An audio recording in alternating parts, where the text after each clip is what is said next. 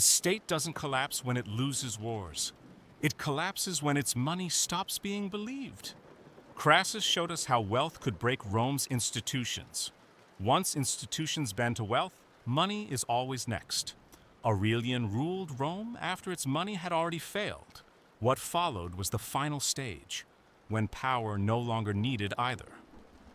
Aurelian didn't rule during Rome's rise. He ruled during emergency repair. Through broken money, forced controls, and violence, he tried to stabilize a system that no longer trusted itself. This is the financial injustice. Rome didn't debase its currency by mistake. It did it because the system could no longer pay for itself. For generations, Rome expanded faster than its revenues. Every victory added territory and cost. More borders to defend, more soldiers to pay, more administrators to maintain. Empires don't collapse because they spend too much. They collapse because their spending becomes politically untouchable. Raising taxes meant revolt. Cutting military budgets meant invasion. So the state chose the only option that postponed consequences. Without confronting power, it changed the money. The denarius still looked like silver. Same size, same stamp, same authority. But each new issue carried less metal than the last. Value was removed quietly. Trust eroded slowly. To the state, this felt invisible. To the population, it felt personal. This is inflation. Not inflation as a modern index, but the same mechanism expressed through metal. When silver content falls, money supply rises. More coins chase the same goods. Prices adjust upward. Purchasing power collapses downward. No announcement is required. Markets do the math on their own. At first, inflation hides. Then it accelerates. Merchants raise prices preemptively. Landlords shorten contracts. Long-term trust disappears. Soldiers notice next. Their pay arrives on schedule, but buys less every month. Their loyalty begins to shift, away from Rome, toward whoever can compensate them in real terms. To preserve control, the state mints more currency. This looks like relief. It is acceleration. This is inflation before central banks, before quantitative easing, before policy language, different tools, same mechanism. By the time Aurelian came to power, Rome did not suffer from scarcity of money. It suffered from abundance without credibility. As trust in currency collapsed, the state attempted control instead of correction. Prices were fixed by decree.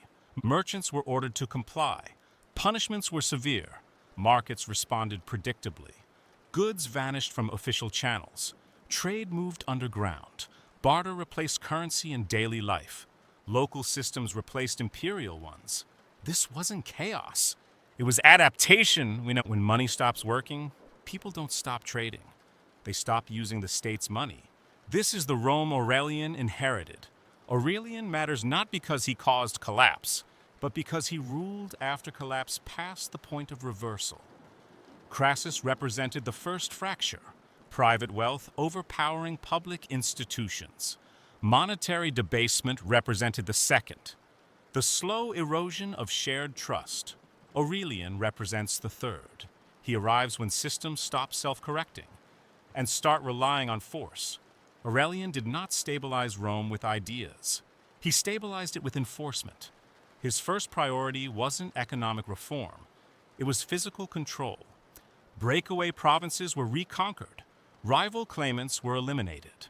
Authority was restored through visibility of power, not legitimacy of law. Only after territory was secured did Aurelian turn to the economy. He attacked the mints. Corrupt officials were executed. Entire workshops were closed. Coin production was centralized. New coins were issued. Standards were announced. Symbols of reform were displayed. But credibility cannot be minted. People had watched silver disappear before. They had learned that official promises mean nothing without restraint. So Aurelian escalated. Price controls were enforced violently. Hoarding became a crime. Non-compliance meant confiscation, imprisonment, death. Markets responded exactly as theory predicts. Goods disappeared. Unofficial trade expanded.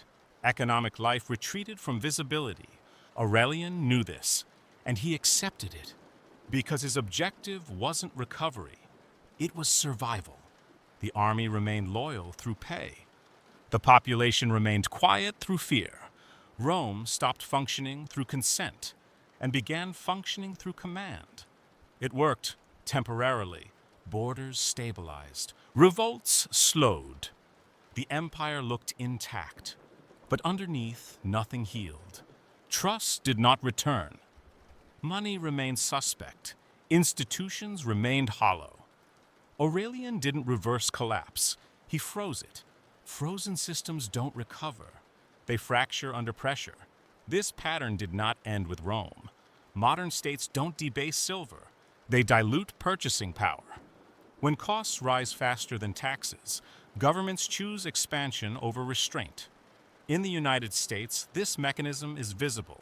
Since the early 2000s, the money supply expanded dramatically, while real wages stagnated.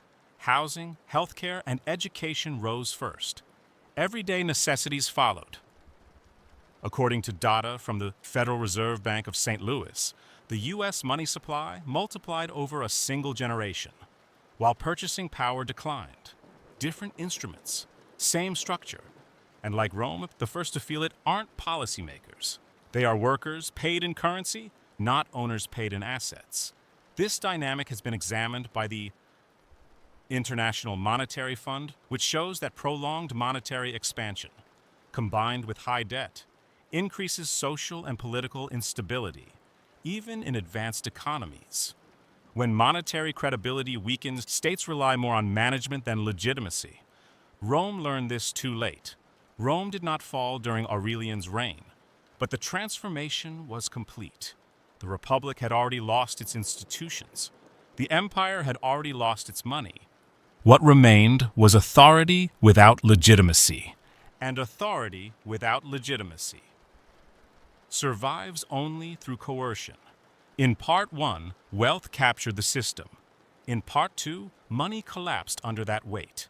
In Part 3, we'll examine what comes next, when the state survives, but only by abandoning everything it once was. If you don't read the pattern, you become part of it.